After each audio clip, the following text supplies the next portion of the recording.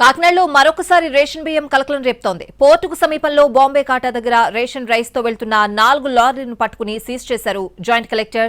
విదేశాలకు ఎగుమతి చేయడానికి తీసుకొచ్చిన మొత్తం 92 మెట్రిక్ టన్నుల రేషన్ బియ్యాన్ని స్వాధీనం చేసుకున్నారు. మరిన్ని వివరాలు మా ప్రతినిధి సాయి సుధీర్ అందిస్తారు.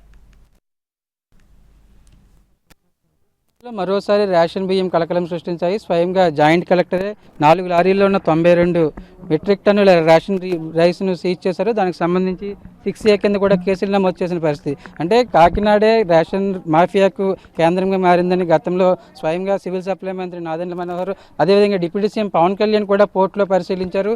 పూర్తిగా పోర్టును పరిశీలించి అసలు రేషన్ రైస్ ఎక్కడి నుంచి వస్తుంది ఏంటని కూడా ఆరా తీశారు. దానికి సంబంధించి ఎక్కడికెక్కడ కట్టుదిట్టమైన ఏర్పాట్లు చేశారు. మరొక వైపు రేషన్ పోర్టులోకి లారీలు వచ్చే క్రమంలో దానికి సంబంధించి పూర్తి స్థాయిలో తనిఖీలు చేయాలి. అట్లా లారీలు ఎక్కడి నుంచి వస్తున్నాయి ఏంటని కూడా ఎప్పటికప్పుడు అబ్జర్వేషన్ చేసిన పరిస్థితి. దానికి సంబంధించి సివిల్ సప్లై అధికారులకు బాధ్యతలు కూడా అప్పగించారు. ఓఎస్ఎస్ ఫర్టిలిటీలో సైన్స్ ఇంకా ఓఎస్ఎస్ హెల్ప్ తో ఎందరి కలలు నిజమయ్యాయి. In the good hands of science. Mummy daddy అవ్వాలంటే ఓఎస్ఎస్ కి కాల్ చేయండి. మరొక వైపు కాకినాడ పోర్టుకు సంబంధించి బాంబే కాటి దగ్గర దాదాపు 4 లారీలలో 92 మెట్రిక్ టన్నుల రేషన్ రైస్ ఉన్నట్లుగా అధికారులు గుర్తించారు. దానికి సంబంధించి కూడా 6A కింద కేసులు నమోదు చేశారు. ఎందుకంటే ఖచ్చితంగా దీనికి సంబంధించి ఒక ఫార్మాట్ ఉంటుంది. రేషన్ రైస్ పోర్టుకు రాకుండా అన్ని రకాలుగా ఏర్పాట్లు చేయాలని ఇప్పటికే అధికారులు ఆదేశించారు. ప్రభుత్వం తరఫున కూడా దీనికి సంబంధించి స్ట్రిక్ట్గా ఉంటున్నారు. కానీ సివిల్ సప్లై అధికారులు స్వయంగా బాధ్యతలు తీసుకున్న రేషన్ రైస్ ఎక్కడి నుంచి వచ్చింది, ఆ 4 లారీలు ఎక్కడి నుంచి వచ్చాయి, అదేవిధంగా రైస్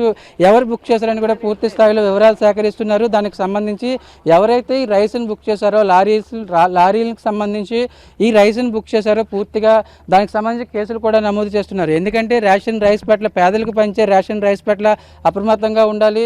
ఖచ్చితంగా అది పేదలకు మాత్రమే చేరాలని ప్రభుత్వం ఎన్ని ప్రయత్నాలు చేస్తున్నప్పటికీ కూడా రేషన్ రైస్ మాఫియా ఆగట్లేదు. ఎక్కడికక్కడ పోర్టు ద్వారా ఇతర దేశాలకు స్వయంగా ప్రభుత్వంలోని పెద్దలు వచ్చి ఇక్కడ పూర్తి స్థాయిలో ఫోకస్ చేసినప్పటికీ కూడా ఆ స్థాయిలో రేషన్ రైస్ అనేది ఎప్పటికప్పుడు బయటపడుతూనే ఉంది. ఎందుకంటే ఎక్స్పర్టర్స్ పోర్ట్ నుంచి ఇతర దేశాలకు సరుకు ఎక్స్పర్టర్స్ పంపిస్తారు. ఎక్స్పర్టర్స్ ఈ రేషన్ రైస్ కావచ్చు, అదేవిధంగా మెటీరియల్ని పూర్తిగా వాళ్ళు రైస్ మిల్లర్ల దగ్గర నుంచి సేకరిస్తారు. మరొక వైపు రైస్ మిల్లర్స్ లోకల్గా ఎవరైతే ఇంటింటికి తిరిగి రేషన్ రైస్ను వాళ్ళు వారి దగ్గర నుంచి తీసుకుని డబ్బులు ఇచ్చి రేషన్ రైస్ తీసుకుని వాళ్ళు ఈ విధంగా బిజినెస్ చేస్తూ ఉంటారు. ఇదంతా ఒక చైన్ సిస్టంలా ఉంటుంది. కానీ ప్రభుత్వం ఎన్ని చర్యలు తీసుకుంటున్నా దానికి సంబంధించి అధికారాలు ఇచ్చినా కానీ ఎక్కడ రేషన్ రైస్ అనేది ఆగట్లేదు.